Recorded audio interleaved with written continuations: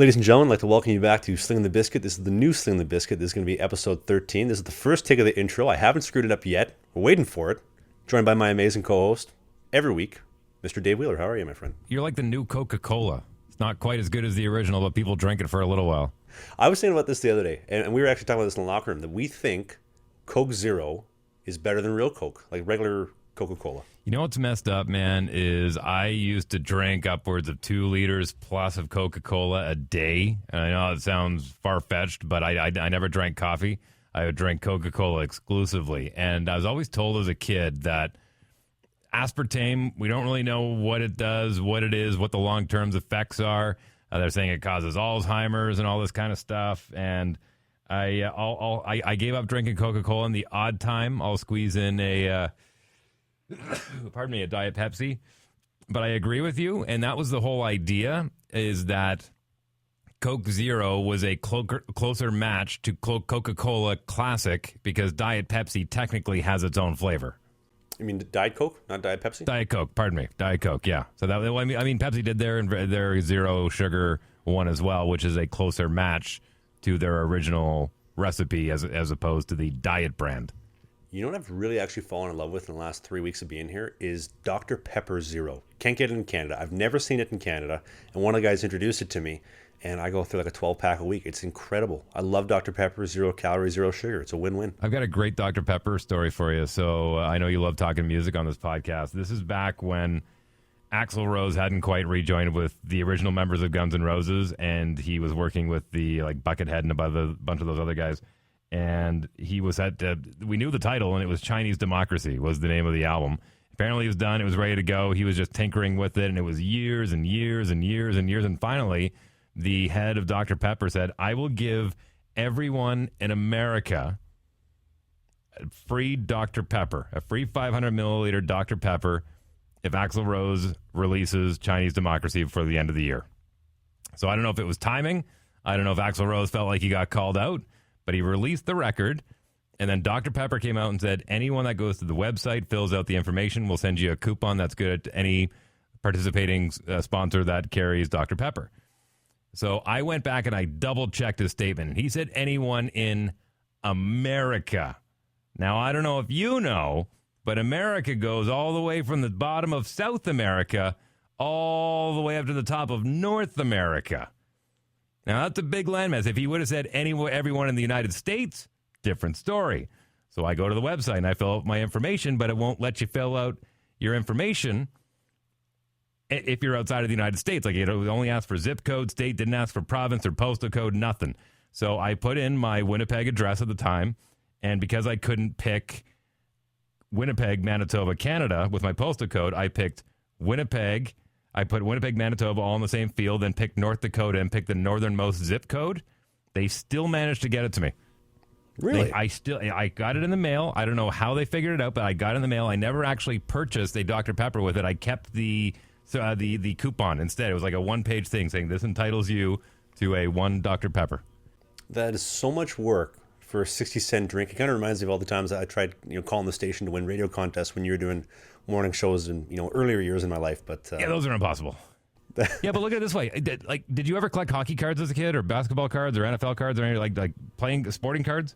Oh, my dad and I, every single year, we usually collect the Tim Hortons cards. My dad's been on a rampage this week trying to collect all the Tim Hortons hockey cards for us when I'm not even in the country. Okay, I was a big collector once upon a time, and I got to the point where I was collecting baseball cards, football cards, basketball. I really got into basketball cards because I think it was Lay's Potato Chips had these little mini cards that you could collect every time you bought a package, and so I got into that, and so I ended up buying an Upper Deck set. And the year that Shaquille O'Neal's rookie card came out, there was 2 versions. There was the one that you got in the pack, but if you wanted the real one, you had to mail into Upper Deck, and then they would mail you back the actual rookie card because holds its value. Not everyone has the audacity or the effort to put into mailing all that stuff out, but I managed to do it, and I have a Shaquille O'Neal rookie card. I think the last value on it was like $800.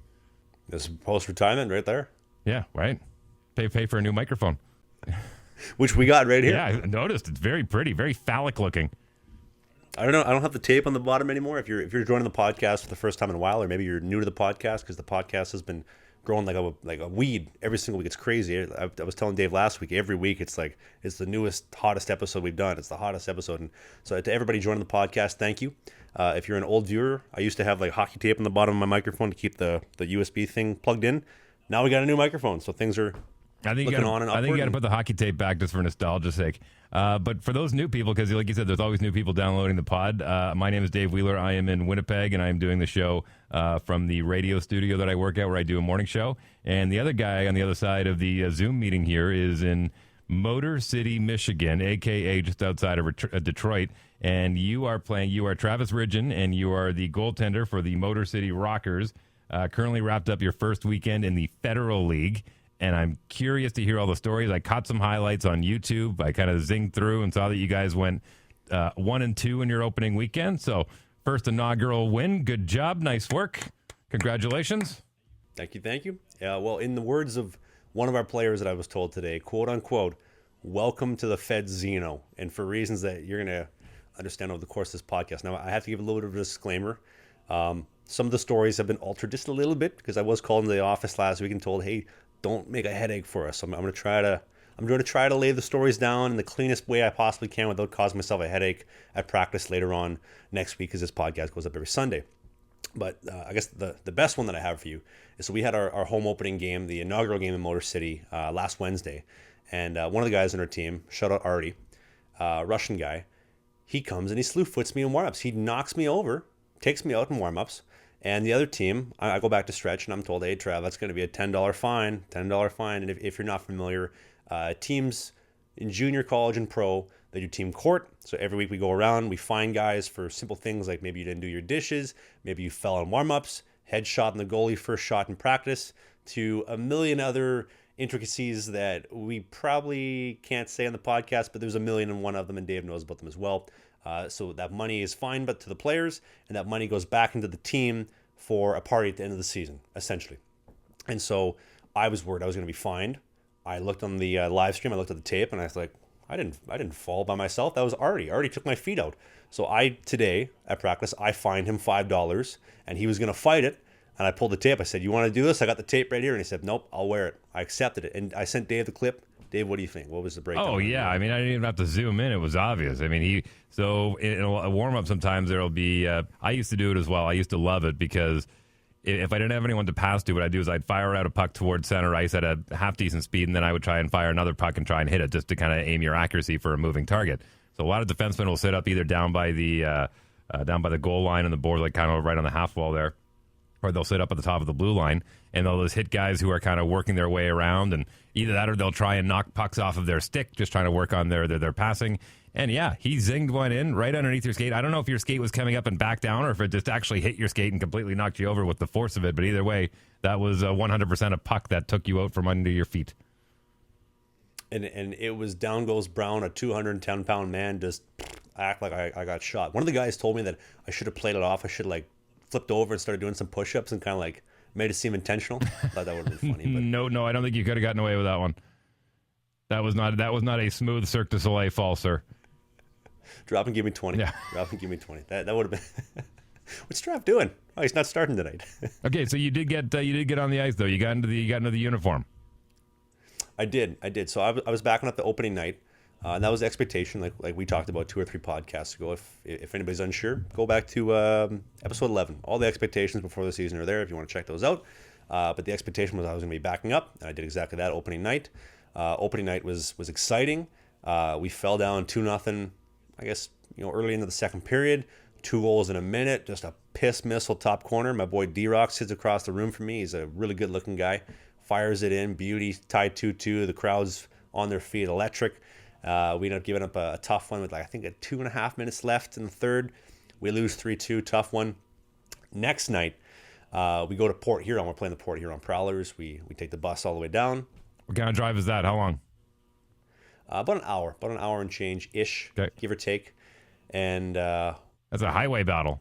It's a highway, yeah. It's the, I think they're calling it the Interstate Battle of Interstate 94 East and West. Somebody fact-check me on this in the YouTube comment section. But I believe that's what they're calling it. So it's the Interstate Battle of 94 West East. And we go down there, we play. Now, this is my first road trip in the Fed, obviously. And we played Friday, Saturday. And I remember one of the guys was telling me, so like us and the other team, we share the same walkway to the ice. Like this is a disaster already waiting to happen, and you're about to hear Dude, it's like why. Premier League soccer. Do you guys hold hands with little kids on the way out to the ice too? We're in such close proximity, we might as well. Like that's how tight it is, right? And the fans get to see all that kind of stuff. And one of the guys was telling me, he's like, "Welcome to the FED-Zino, kid. You're going to see tonight. There's going to be lots of action. I hope you're ready for it." I'm like, "Huh, all right." I don't believe it. Everybody keeps telling me about how like rough and how tough and how many brawls there are in the league, and I'm like, I think you guys are just being dramatic. It took 2 minutes. Brawls, guys are fighting left and right. Like the guys are getting absolutely piss pumped. They're getting their teeth kicked in. I think we probably had maybe, I don't know, 5 or 6 fights opening night. Shout out our other goalie Babs. The guy's a nail gun. Yeah, that dude will fight anybody. And every time he gets into it, with somebody, I'm on the edge of my seat. I'm thinking, oh, am I going to go in? Do I got to be ready? You know. I think he got in like 5 or 6 fights last year. But shout out to him. So anyway, I ended up getting into that game for opening night, or for the opening road game, I should say. We ended up, I think it was 2-1 going in the third. Might have been 3-1. We fell into some penalty trouble, and they scored minute and a half left or whatnot. Our goalie, he ran out of sticks, and coach says, "Ridge, get in there, go get in the net." I said, "Okay." So I get in the net, and it was kind of cool. First experience. I mean, I only got a minute 14 in. I didn't get a single shot, so my save percentage is 0, but my goals against is 0. So it's a catch-22, if you will. So that was exciting. Night 2 or night 3, this is where some really, really, really exciting stuff starts to happen. So like, as you know, Dave and I were talking about before we started recording, good scuffle at the end of the first period, bench clearing brawl at the end of the second, and another bench clearing brawl at the end of the third. Well, I like I said, I caught these highlights, and the one at the end of the first period made zero sense to me. You guys, the visiting team was going off the ice first, and their backup goalie from Port Huron. Not when I say beeline, I don't mean he skated his ass off to get to him, but the backup goaltender made it very clear that he was skating into the crease, and whoever was starting that night, he was standing there kind of getting his water bottle, and the goalie just come down and like bumped right into his chest and kind of backed him into the crossbar a little bit and started yakking at him, and then that's when things kind of got elevated. I don't know what he could have done to him from that far. Yeah, all hell was breaking loose at that point. But Babs is really intense. He's a fierce competitor. And I think he likes to let guys know. So I think that you get a mix of guys that are fighting for positioning, guys that are fighting for they want to score goals, they want to get a little bit more money, more than 125 a week. You get a lot of intense rivalries, and some guys like it, some guys don't like it. And their backup goalie, I guess, I don't know if he was told to, if he just wasn't a fan. After the second period, he hops the bench, goes right down to Babs, grabs him, throws him to the crossbar. Somebody takes his glove, tosses his glove, all hell breaks loose, everybody goes down. Now, I remember Coach said before the start of the game, he's like, could we just leave the skirmishes, like just let it be, don't hop the bench and get involved, just let it be, let them get the extra 2 minutes. So everybody leaves the bench, everybody. And in my mind, the first thing that came to my mind was Coach said, don't jump the bench. So I literally was off the ice. I was about to, I walked out of the gate, about to go to the dressing room. Everybody left. I hopped on the bench, and I'm sitting on the bench as everybody's going down.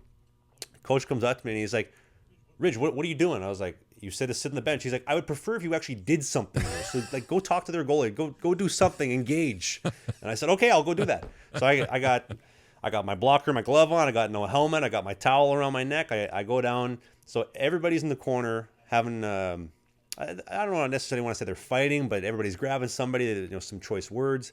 Their starting goalie is sitting at the blue line. I skate over to him. He's like, Trav, what do you want? I was like, they told me I got to come talk to you. So I'm just like, I'm here to talk to you. Can we just like sit here for 2 minutes and pretend like we're talking about stuff? He's like, yeah, sure. So we talk a little bit about life, kind of see how things are going. Neither of us wanted to fight. I'm just trying to enjoy my time in the Fed, trying to enjoy, maybe an opportunity to play. I don't want to get into a fight on the backup guy. And I think personally, hot take, maybe the other team may not like me saying this.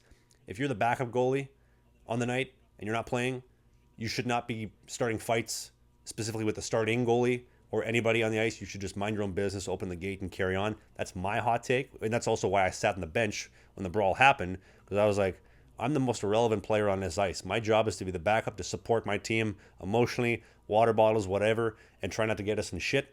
Maybe I should have, but they fined me today at court. They fined me $5 for not engaging in the brawl. And so that was that. Yeah, well, listen. Here's the thing. That's the Esotica special. That's the Esotikanen special. What you do is you take one of your fourth liners and you try and get one of your first liners into the penalty box. That's not from a strategic move. That's not a dumb strategy.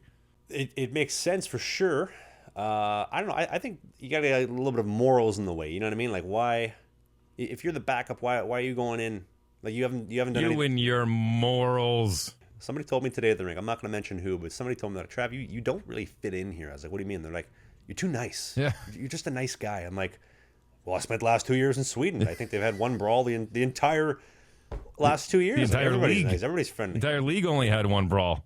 The entire Swedish Hockey Federation only had 2 brawls, or the entire time. So maybe I gotta toughen up a little bit. Maybe I'm a little bit too soft. Maybe I gotta get used to the Fed culture and all that kind of stuff. Although, and it was the weirdest insult that started the brawl in Sweden too. It's like, your father makes shitty meatballs. his lingonberry sauce is great. Why you? But one thing that you will not be insulted for is if you pick up an amazing pair of Sheath underwear from our presenting sponsors at Sheath Underwear, right, Dave? Oh my God, I'm wearing them right now, man. Wearing them right now. I actually, I'll be honest with you, those things are when they get folded up and put in the underwear drawer. They go on the top.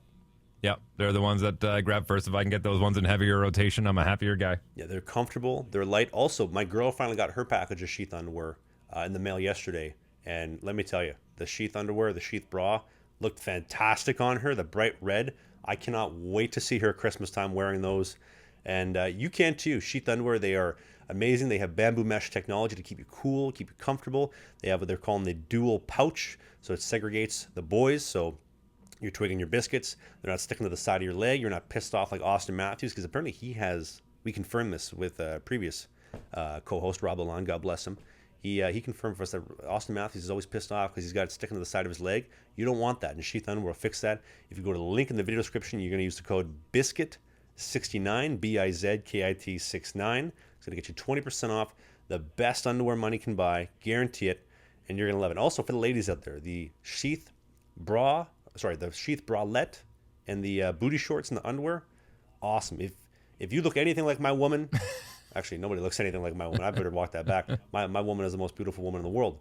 But you're going to love them and you're going to look fantastic in them. She said they were really comfy. She said she forgot she was wearing them when they were so nice. So there you go. Ladies, if awesome. You're listening, get on the Sheath. Gentlemen, if your lady doesn't listen, then get them on the Sheath. Maybe think about a nice Christmas present under the tree. Yeah, you could really spice up your love life. You get your lady some Sheath underwear. And also, like the solid red, it looks fantastic. I can't wait to FaceTime my lady after we're done recording this podcast, Dave. I could talk to you all day, but I'm looking forward to talking to her. Speaking of which, I got a question to ask. Now, this is just something that I noticed, and I'm curious to know if it has made its way into other sports and other locker rooms. It was the strangest thing optically for me to see. Now, I know we live in a very accepting world these days, so I'm not saying I thought there was anything wrong with it, but it surprised me, and I didn't really understand what the reasoning for it was. But I just finished watching Welcome to Wrexham, and if you're not familiar with that, this is a documentary / reality style 18 episode focus on Ryan Reynolds, Canadian Ryan Reynolds, aka Deadpool, right? And Rob McElhenney. If anyone knows, It's Always Sunny in Philadelphia. So Rob McElhenney is a hardcore Philadelphia Eagles fan, and he just loved the idea of sports, grew up with sports, and found out that there was this team in Wales that was having some financial troubles, and he thought about maybe I'll buy this team. But he says right off the beginning, he says, I have TV money, but in order to do this, I needed movie money and alcohol money and cell phone money. And Ryan Reynolds just happened to have all those, so they got in the bed together and bought this team, Welcome to Wrexham. So the whole thing walks them through the initial interview of them possibly buying the team all the way through to the end of the first season and talking to the community and the pub owners. And this is only a city of about 65,000 people in Wales, which is a country just to the west of England. And when they did locker room scenes with the coach, who was basically like a Gordon Ramsay, except soccer, so the way he talked to the guys, same way Gordon Ramsay would talk to his chefs. But when the guys would gear down in between periods, they'd take their jerseys off. And they had this, it was almost like a bralette. That's the best way I can describe it. It looked like it maybe Velcroed in the middle. Like it didn't cover their shoulder pads. It didn't look like it did a lot to protect them in their chest area at all, but almost just looked like support for the man boobs. And these are all like skinny soccer players. And I thought, like, is this new? Is this exclusive to soccer? Like, I didn't really understand it. Did you see any of this over in Sweden? Like, I maybe it's Sheath. I don't know. But I found it I'd never seen that before. I've never seen this either. I've heard of the brassiere. I never heard of a man bra though. Well, yeah. I think they just wear them under their jerseys. Like, and I don't know if it was to keep ice. Maybe it was to keep ice, like during halftime. I don't know, but it looked like it was just something that they wear underneath their unis, maybe to pull their shoulders back. I don't know. If somebody knows, please feel free to leave a comment down below. Yeah, if you're in the YouTube video version, which is up every week, you got to have the YouTube video version on. Seeing Dave's amazing studio, me on this couch, you're gonna love it. Let us know in the YouTube comment section. If you're listening on Spotify or Apple, you can always send me a message on Instagram and let us know, because Dave doesn't have any social media. Yeah, no, I don't do the social media. People love the clips I post to you on the Slangin The Bizkit Instagram account. Anytime I post reels of you or photos of you, people love it. People love it. You're a popular man. They just love the mustache. Well, it's because you're a lean, ripped, 26-year-old radio DJ working mornings in Winnipeg, and people just love you. I appreciate that. 43, and I'm proud of it, though, man. Old is the goal. Curious to know, are there any guys on the team that have kids? Yes. Oh, and I also have an update for you on the whole job situation, which I was grilled about the other day for talking about the podcast. But I know our third goalie has a kid. I think two other guys have kids. I think that's it, though. There's not a lot of kids in this league. I mean, especially when guys are making 125, maybe 200 a week. It's tough to afford having a kid, especially in this economy. It's funny because the reason why I ask is because in watching this documentary, Welcome to Wrexham, you realize that even though these guys, so I mean, those that are unfamiliar with professional European soccer, you've got a whole bunch of different leagues. You got the Premier League, you got the Champions League, League One, League Two, and then National League, and it kind of goes down into this pyramid as far as the teams. But what they have is relegation. So the top team from the bottom leagues will move up a league, and then the bottom team from that league will move down, and they just kind of move up. So the way they explained it was, say, if baseball was kind of structured the same way, say the New York Yankees started losing, like say they only won 10 games in a season and they became last in Major League Baseball, then they would drop down to AAA. And then if they kept losing, they'd drop down to AA and then to Single A, and then they'd keep getting relegated down. Like the New York Yankees playing at a Yankee Stadium, the Bronx would be relegated down all the way to playing against, glorified beer league guys. And when I saw that, I thought, well, that's a really interesting idea, because I think we have enough hockey leagues in North America that we could do that. The problem is that they're all affiliated. You know what I mean? And so this one was in the National League, where guys are not getting paid a whole lot, but there were guys there that had families and kids and moved around a lot. And it kind of reminded me a little bit of, the Federal League, which is a prospect league. And I was just curious to know if there was any young guys or older guys that had families in there and how they were making it work. Yeah, so we have, to my knowledge, as of this moment in time, a shout out to my boy Gene, Dante. Call him Gene because so basically my skates that we talked about with the ski boots, he thinks that they're like space boots. And so I told him, I said, well, I could wear them and be like Ace Frehley from Kiss. You could be Gene Simmons because he's got a long tongue, and we could go out as Kiss for Halloween. So now I call him Gene. But so he grilled me in practice a couple days ago. He said, Trav, I was listening to the podcast, man. More like guys work. I work. I have a full-time job. So like Dante, Gene as I call him, or the God of Thunder, he works as like a physiotherapy place, like an athletic therapy place. So that's his full-time gig. Okay. One of the other guys in our team, Catrano, I believe he works in an accounting place or like some like business place because he's always dressed nice. He's always really well dressed, to be honest with you. I know a couple other guys work full-time jobs. So there's 4 of them on the team. I don't know how they do it, because on my end, I know we talked last week about how like I go to practice, I come home, I edit stuff, but like I wake up about 6:37-ish, depending on. I get out the door by around 8:30. That 2 hours gives me time to like kind of take my time. I make my coffee, I get my greens, I shower, do my hair, roll out a bit. Just a nice easy morning, and any other stuff that I need to do on top of that. Go to the rink, get there for 9. Practice at 11. We practice 11 to 12:30. I usually get off right at 12:30 because an hour and a half is a lot for an old man like me. And then out of there around 1:15, I usually run upstairs to the offices to grab some Wi-Fi. So like right there, we're talking about an 8-hour shift just to get practice done and all that kind of stuff. So I couldn't imagine doing this on top of a full-time 8 hours every other day. Like it's crazy. Like, so shout out to the guys on the team that do that. You got my respect. Hat off to you, and props to you guys for trying to make some money and try to get ahead in the future. Well, not to say, but I mean, I had my suspicions, when I heard of some of the things, but so some of the paychecks that were going around. But can we just touch on this idea I have for a second? Could you imagine, just for a second, imagine that the NHL, AHL, East Coast League, Federal League had no affiliation with each other. Western Professional, are they still doing the Western Professional Texas League, Western Texas Professional League? Is that still happening? Or that got absorbed by the ECHL, I think. Yeah, so it's East Coast, ECHL, SPHL, Southern Pro, and then the FED-Zino. Right. Okay. So imagine if there was absolutely no affiliation from team to team to team. And I understand that there has to be because of injuries. Guys get called up, guys get called down. I think you can still have agreements. But imagine if everyone just had individual contracts in those teams. And imagine the Motor City Rockers played well enough that they won the league, moved up, and you've got the Stanley Cup Finals happening at Big Boy Arena. And that's the way professional soccer works over in Europe. And a lot of times you can have friendlies between leagues where it doesn't really count, or you can have, regional battles where you play for a cup. Maybe you're not necessarily playing for your league.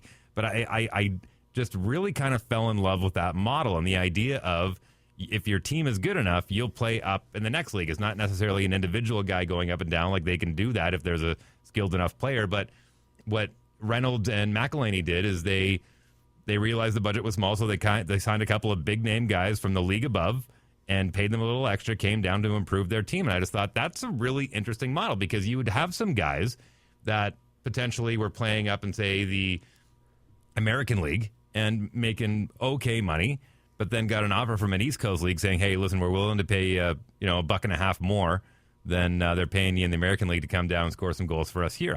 I just think I love the idea of more rivalries happening and more real pride that takes part in the community and the support. It was a really cool way to present it, and I think there's enough interest in professional hockey throughout North America now, all the way down to Texas, that I think it's possible. I love the idea. I'm kind of conflicted about it as well because spending the last 2 years in Sweden, I've seen the relegation advancement concept and how it works. Like when like in the SHL and in Hockey Allsvenskan, there isn't like a reset of the divisions, but in divisions 1, 2, and 3, at Christmas time, the divisions reset. They reformat, so the top teams play the top teams and the bottom teams play the bottom teams, and then relegation advancement work through there.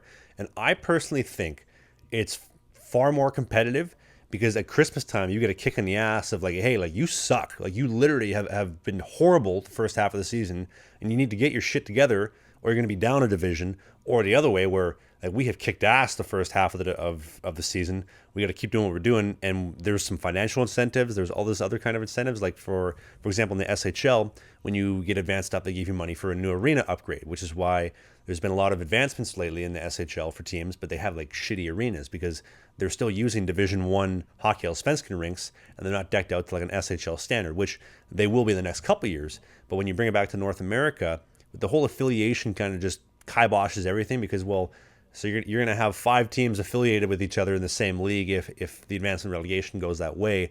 There's pros and cons to it. I guess maybe open it up to the comment section, see what people think. If you think that would work in North America, I think it would be really interesting. And listen, I know one of the big arguments right now is going to be there's too many injuries in hockey, you're not going to be able to do it. But what I think you could do is you can carry an extra heavy roster, and what you do is you develop these guys through being part of the practice squad.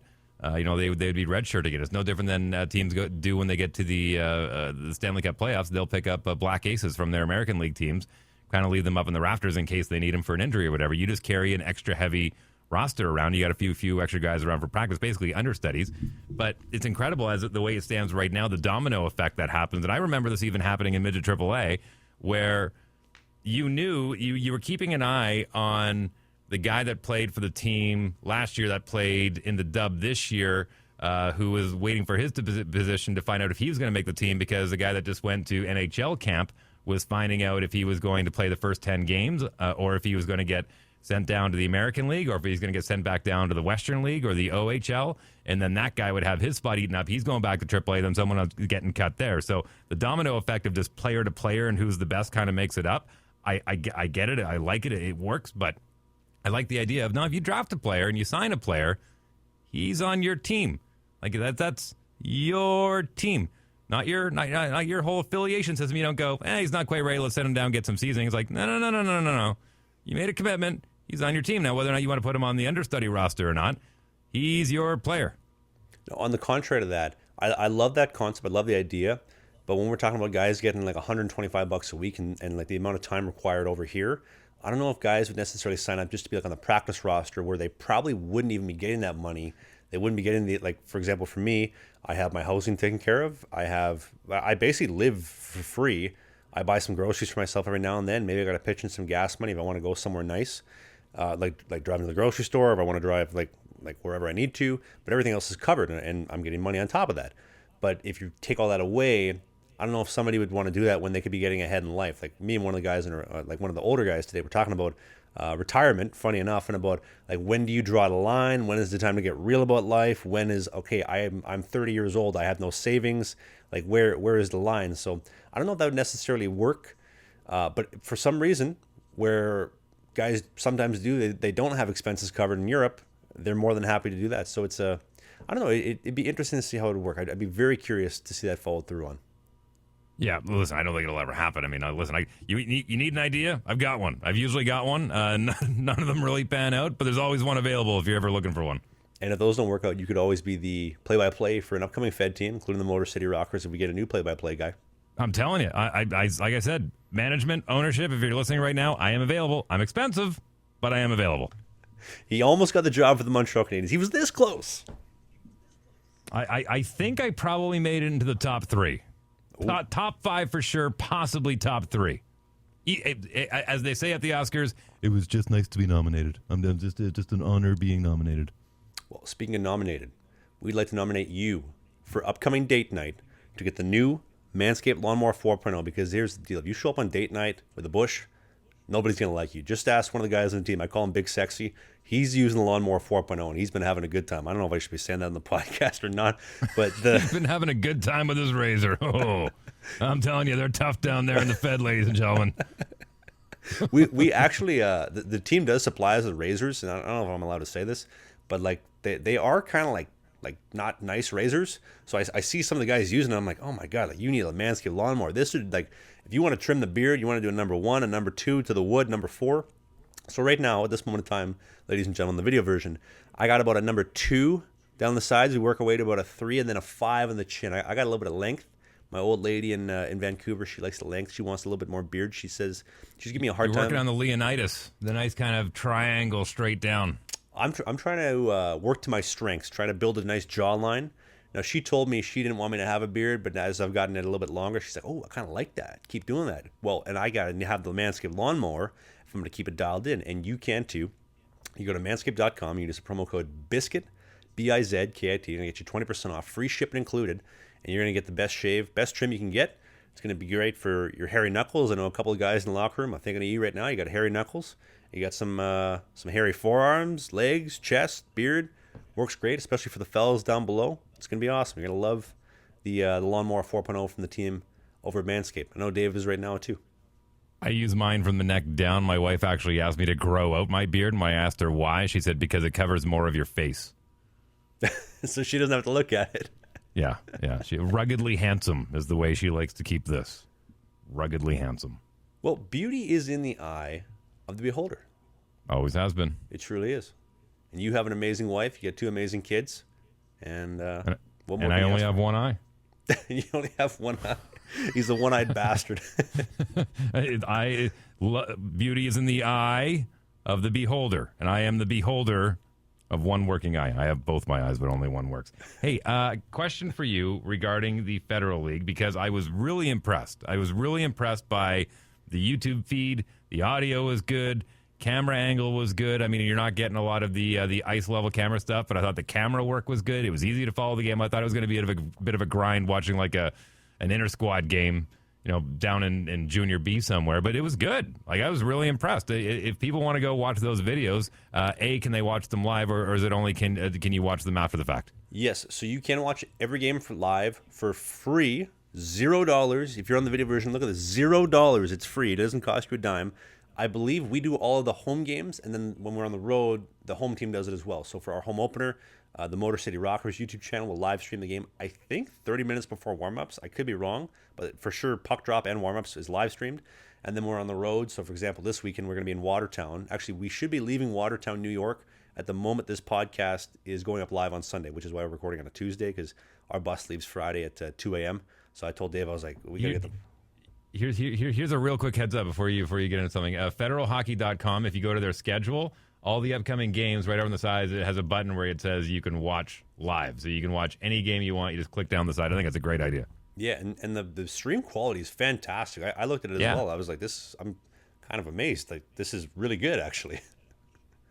Yeah, I mean, you could possibly use some of those clips for your vlog over at Trav on YouTube, which is a separate channel. I absolutely am. Actually, the vlog coming up. So I got a second one coming up tomorrow, which is kind of rare. I'm doing 2 vlogs this week, and then I got my debut one coming up on Sunday. That's actually got clips from the live stream in it. Like, that's how good the live stream is. I was able to use some clips there, which is really awesome.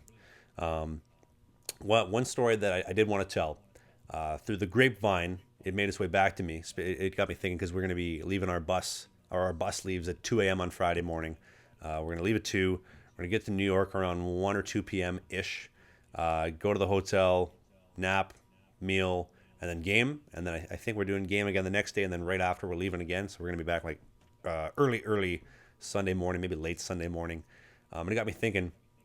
I was told there's a team in the Fed, can't say what team. I was told not to. I don't want to heat anybody out. I don't want to get myself called in the office when this comes up. But there was a team that went for a road game this weekend. And so the bus driver comes about 45 to an hour late. Like, the team's waiting. They're like, dude, like, we need to be there. Like, we're going to be there an hour and a half before warm-ups. Now we're going to be there like 20 minutes before warm-ups. So he shows up about an hour late. And this team specifically doesn't have the nicest bus, from what I was told. Apparently they don't own the bus. So it's kind of like a school bus, kind of like pimped out, if that makes sense. So it's got like nicer seats. It's not as bad as a school bus. It's got seat belts. But so anyway, the bus driver comes. He's late. The fellows load up the bus, and they go to leave. Does a lap around the back of the parking lot to turn around, and then all of a sudden you hear the engine going, dun dun dun dun dun, dun, dead, nothing. And like you know that feeling as somebody in the vehicle, like when the vehicle runs out of gas. This is what I was told. You know that feeling. Like if you run out of gas and you got to call mom for gas, it sucks. Apparently it's that final sputter of life. Yeah, it's like, uh-oh. And then you're just coasting like momentum. It's like that last little fart where you know you're done. I guess so. I guess that's a great analogy, Dave.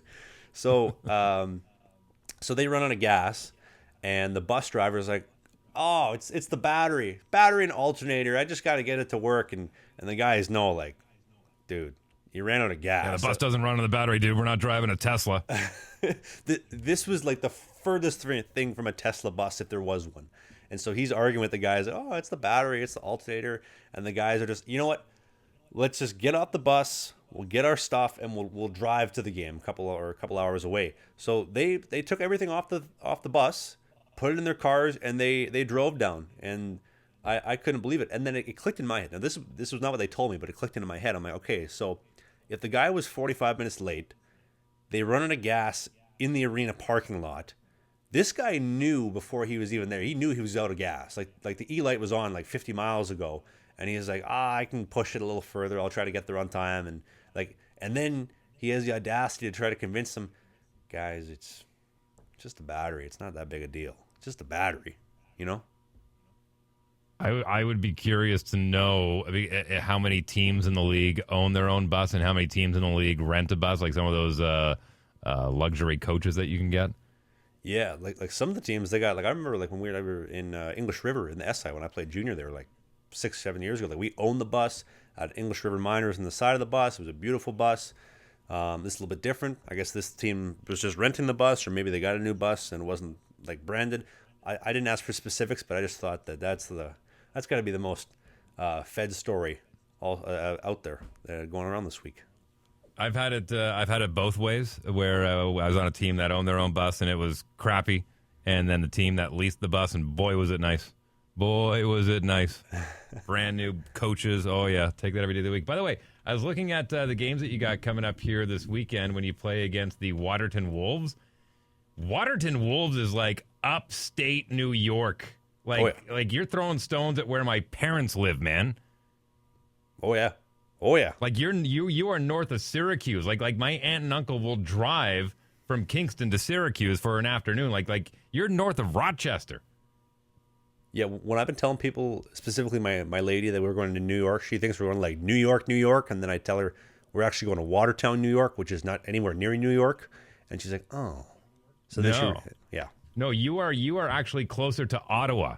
You are closer to Ottawa than you are to New York City. You are probably, I would say 2 hours from Ottawa and probably 6 from New York.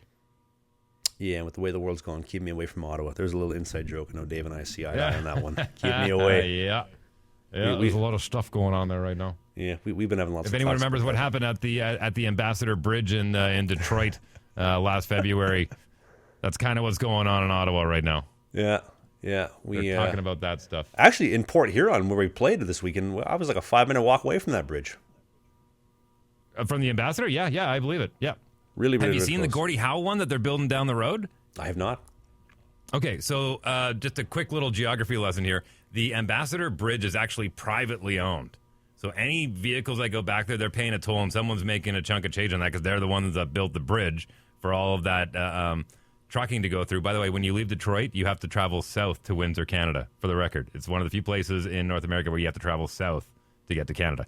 But Trump and, I think he started with, it was Trudeau. It was Trump and Trudeau worked out this deal that they were going to build their own. It was going to be a joint venture, and they named it after Gordie Howe, and it's just down the road. It's not too far from the Ambassador Bridge, but that one's going to be federally owned, and so they have to stop, and they're not giving away to a private entity anymore. But this thing is gorgeous. It is so huge, and the engineering that went behind it. I watched an engineering vlog on it. If you get a chance, YouTube it, just write Gordie Howe Bridge Detroit or Michigan or Windsor or whatever it may be. Mind-blowing, the engineering that went into this bridge. Really cool. You're in that area, man. Go check it out. It's worth it. No matter what they do, it could not be possibly a worse setup than the Quebec City Bridge, which collapsed, I believe, 3 times before they finally got it right. I don't know if you knew that or not. Yeah. They built it, collapsed. They built it again, collapsed. They built it again, collapsed. You'd think they would have given up and just said, this is not meant to be. They tried a 4th time, and they got it. They finally got it, and it's still standing today. Yeah, listen, I won't get into some of the stories that I've heard about the way contracting for road work works in Quebec. We'll save that for another show. That might be an episode in the off season. We got lots of things to talk about in the off season. But a couple little finishing notes before we cap off. I wanted to mention was, there's been a lot of people online that seem to be upset, like with the team that I'm not playing, or that I haven't started any games yet after like the last 3-3, and I just wanted to like reiterate because Fans of this show, this show, Come on. So Dave and I talked about this a couple episodes ago, and if you don't believe me, it's in the YouTube archives, it's on Spotify, it's on Apple, so you can go back and reference that. But I've explained this like before. When I signed with Motor City, the expectation was laid out very, very, very clear. I was not going to be the starter. That's not going to happen. I was coming in to be the backup and to support Babs, to support the team, to come to the rink with a smile on my face, good work ethic, all this kind of stuff, earn an opportunity and be ready when I'm called upon, and we'll see where things go. And just to the people that are maybe upset with the team or maybe sending messages, because I know that there are people sending messages to the team, just relax, right? This is the job that I signed up for. It's a 56-game schedule. There's lots of opportunities. I'm in no rush to get playing anytime soon, and I know people might scratch their heads and say, why? Well, in the last two, in the last 2 years, I played in Sweden. I played a European style of hockey. I've catered my goaltending to that, and I firmly believe that it is not a disadvantage to me sitting on the bench longer. I think it's an advantage, because with every game that I watch, I think in my mind, I'm like, okay, this is what's happening, and I'm picking up on habits that are happening in this league, and I'm getting smarter. I'm acquiring more intel every single time I go to practice, every time I watch a game. So I don't think this hurts me. If anything, I think it helps me. So to the people that are maybe upset that I haven't played yet, it's fine. I will play soon. Eventually, I got to earn that opportunity, and I'm just happy to be on the team. I think we have a great setup. I'm so happy going to the rink every day, I don't have anything negative to say. I'm just really, really, really happy coming to the rink every day right now. Well, we are all looking forward to you getting into the pipes for the first time for a start this season. Hopefully it happens this weekend. But I, along with everyone else, will be very patient, and we will all, including me, will stop emailing the Motor City Rockers to get you a start. Yes, because that's not going to work. Coach doesn't get those emails. The emails go to the media team, and they don't make it to Right. coach. They just piss the media team off. So to everybody sending messages and Bingo. leaving nasty comments, like, take it easy, relax, it's fine. We're all going to be okay. We're all going to be all right. One final thing I was going to mention before we cap off here as well is that I was telling Dave about this the other day. So one of the guys on our team, Chris Corrigan, I found out he is related to Billy Corrigan from the Smashing Pumpkins, and their new single, Begilded, is so good. It is classic, like 90s Pumpkins. It's heavy, it drives. The music video is really weird, but I mean, Billy Corgan's kind of a weird guy. But I love the sound. I mean, this is a guy who's been on Joe Rogan, and I mentioned it to Chris the other day, and he's like, "Yeah, dude, that's my uncle. He was on Rogan. He's the man." And I'm like, "That's unreal." I sent Chris a text yesterday. I was like, "Hey, the Pumpkins are in town here November 2nd. You want to go?" Iced. So, Chris, if you listen to this, text me back. Go see them. I got a chance to see them in 1998 and in Edmonton at the Coliseum, and they were unbelievable. I got a chance to sit down and talk with Billy Corgan once upon a time for a radio interview. Anytime you can bring back that melancholy and the infinite sadness sound, I am all about it. So go to put a link to that down in the podcast description, will you? Yeah, absolutely. Can you touch on that real quick? I'm curious. You had an interview with him. You sat down with him. You talked to him. What was that like? What did you guys talk about? It's actually a funny story. So it was over the phone, and I remember sitting there waiting for the phone call. And there's the odd time where if somebody's doing a press junket, promoting a new album or whatever it may be, you just got to wait in line. And the odd sometimes it's late. Sometimes you wait 5 minutes. Sometimes you wait 20 minutes. Sometimes you wait an hour. Sometimes you wait and they don't call at all. And I didn't get the phone call, and I was really bummed out because I was a big fan of the Pumpkins, and I wanted to talk to Billy, and I had seen him when I was 19 years old, 18 years old, and got a phone call from the rep saying, "Sorry, that was on our end. We were dialing the wrong number." And so out of curiosity, I said, "What number were you dialing?" And it was one number off from the radio station number that they were supposed to dial. So beforehand, before I did the interview with them, I called that number, and this sweet old lady answered. And I said, "Hi, sorry, I just wanted to apologize. I'm calling from the radio station. You and I have very close numbers." She goes, "Oh, I get phone calls all the time when people are trying to win contests, but some young man from a band called were they the Turnups or it was something fall related. Anyways, he phoned. He seemed very kind, and so when I got Billy on the phone, I asked him the same question. He's like, I got this sweet old lady on the phone. I'm like, wow, this is going to be a very strange interview, but his story checks out. He did accidentally call a very sweet old lady, and he was very kind to her, and we ended up doing a great interview, and it was a great way to break the ice between Billy and I. But yeah, wonderful man, and that interview on Rogan is really good because he really gives you a no-holds-barred look at what the record industry is like from a 20-year-old all the way up to a 50-year-old. It's quite impressive. That interview got me kind of intrigued on the whole like Cobain, like talking about Kurt Cobain. But then I went to the rest of the interview, and I was just like, I can't stop listening. It was fantastic, start to finish. Listening, it was. Well, that is a great hook to talk about to hook for next week. That will talk about why you went with your helmet design. Yes, we should talk about that next week. I will tell you this. Yep. When I talked to Chris got scratched on Friday. I don't know if I should mention that. And then I used Dave's line. I said, "So Chris, despite all your rage, you're still just a rat in a cage." How did he respond? Tell me he laughed. He laughed so hard and said, "That is hilarious." And I said, "I did not come up with that. My podcasting co-host, the one-eyed devil, Dave Wheeler, did." It's all yours. Take it. And on that note, ladies and gentlemen, I'd like to thank you for joining us on the Slangin The Bizkit podcast. This is episode 13. We do new episodes, Dave and I, every Sunday at 11 a.m. Eastern. We're doing 10 a.m. in Winnipeg, 9 a.m. in Calgary, and 8 a.m. on the West Coast, Los Angeles, Vancouver, San Francisco. We do 3 p.m. in Sweden. 4 p.m. in Sweden, 3 p.m. in the UK, 5 in Finland, and 11 p.m. in China. I want to thank you for listening. If you get a chance, leave a review on the Apple, Spotify. Give us a review. Let us know what you think. There's a Patreon page if you want to pledge $5, $1, whatever you got. If you want to help support us. If not, it's all good. You can pick up some Sheath underwear, code BISKIT69 for 20% off. Some Manscaped stuff with the Lawnmower 4, code BISKIT for 20% off. And we will see you next Sunday for the next episode of the podcast. Dave, take us home. Keep those elbows up, kids.